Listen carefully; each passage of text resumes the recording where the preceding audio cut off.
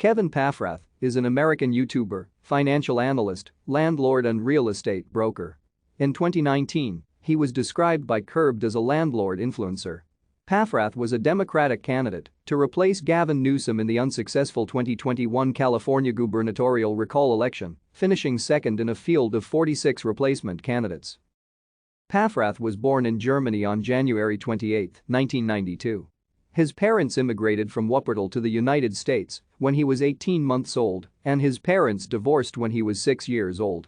As a teenager, Paffrath initially wanted to work in law enforcement and participated in a law enforcement explorer program in which he rode along with police officers and learned about the career. While on a high school trip to Paris, Paffrath met his future wife, Lauren. In the summer before his senior year of high school, Paffrath moved to California to live with Lauren and her family while finishing high school at Buena High School. Lauren's parents worked in real estate, and Paffrath became interested in the field. Thank you for watching. Like and subscribe if you would like to view more of our videos. Have a nice day.